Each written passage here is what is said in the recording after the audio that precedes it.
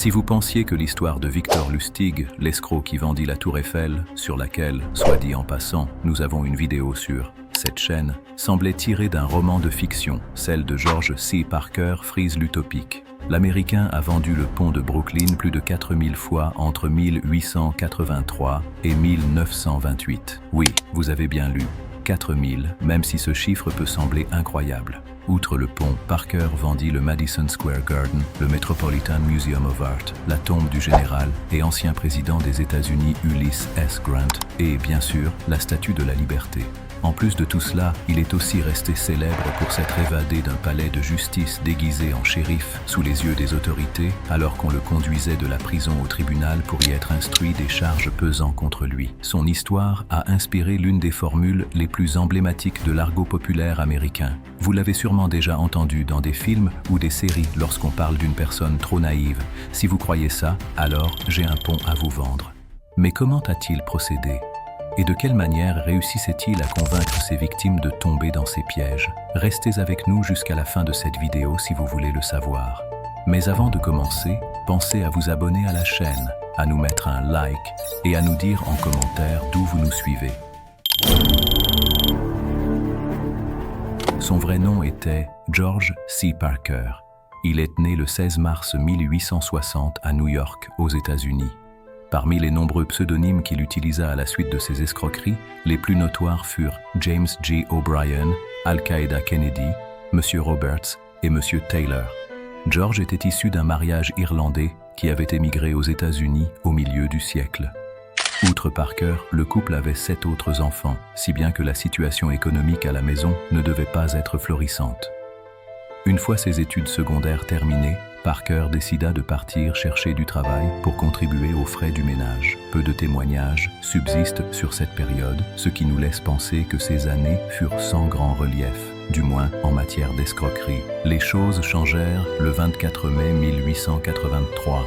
Ce jour-là, lors de l'inauguration du pont de Brooklyn, un jeune Parker de 23 ans se trouvait au milieu de la foule venue assister à l'événement.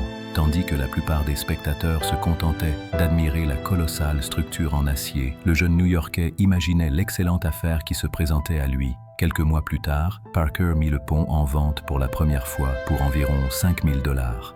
L'opération fut un succès. On raconte que, entre 1883 et 1928, Parker vendit la structure près de 4500 fois, empochant des milliers de dollars. À cette époque, le jeune empire des États-Unis d'Amérique était considéré comme la capitale de la liberté et le symbole de la propriété privée. Des milliers d'immigrants arrivaient dans la terre des opportunités, séduits par le rêve américain et l'espoir de prospérer et de faire fortune.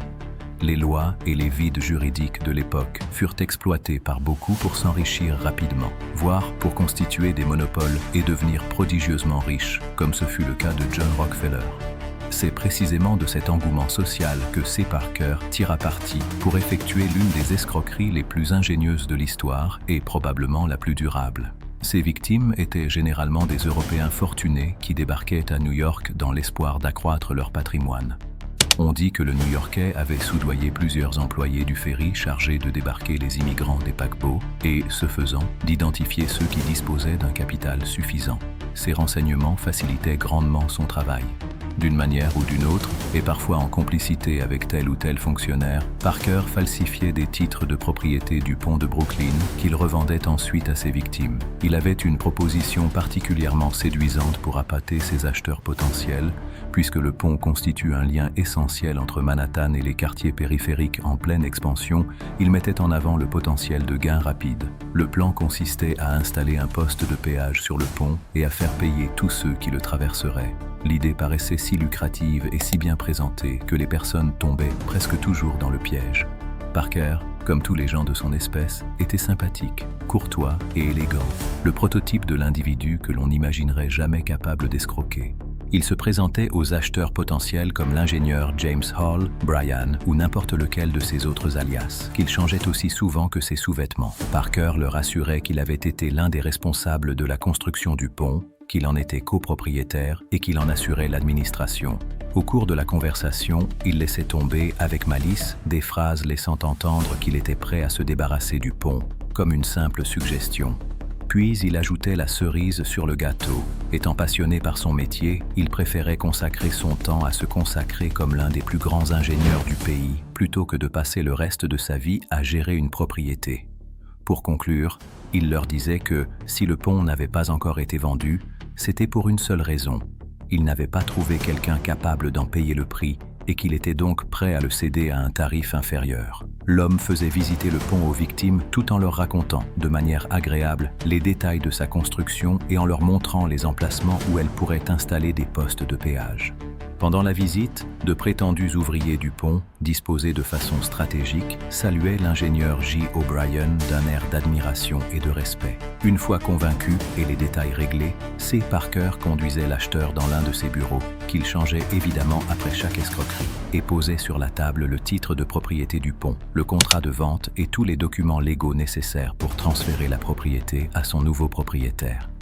Au début, les choses ne se passaient pas toujours bien pour lui et, à plusieurs reprises, il fut accusé d'escroquerie et incarcéré pour de courtes périodes quand le délit n'aboutissait pas.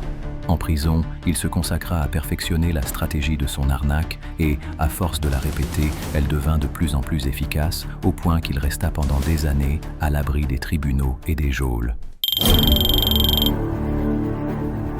Une fois le pont acquis, le nouveau propriétaire installait son poste de péage, mais il ne s'écoulait pas longtemps avant que les autorités n'arrivent et, après présentation de leurs faux actes de propriété, qu'on leur signale l'escroquerie. La vente fut répétée encore et encore, chaque semaine pendant 45 ans. Seules deux choses changeaient, le nom du propriétaire et l'adresse du bureau.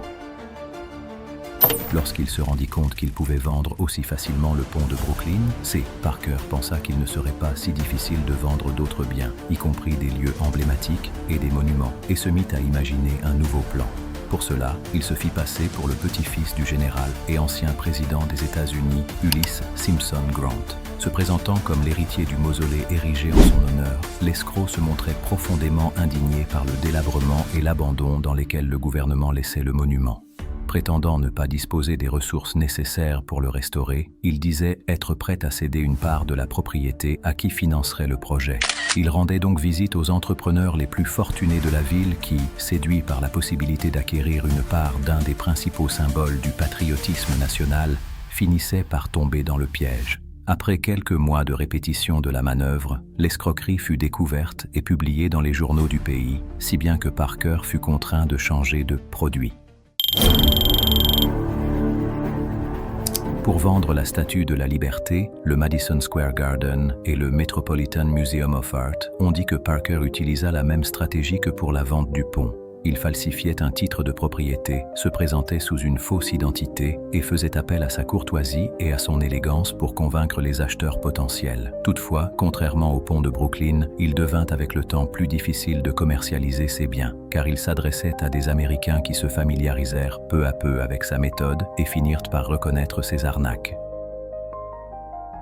En 1908, Parker fut arrêté après plus d'une décennie sans remettre les pieds en prison. Cette arrestation donna lieu à ce qui fut considéré à l'époque comme l'une des évasions les plus épiques commises par un détenu.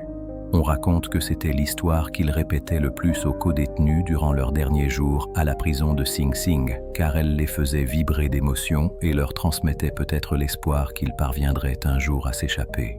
Quelques jours après son arrestation, C. Parker fut conduit au tribunal de la ville, où le juge l'informa des chefs d'accusation retenus contre lui. Comme tous les détenus, il arriva au tribunal menotté, mais dans la salle d'audience, on lui retira ses menottes.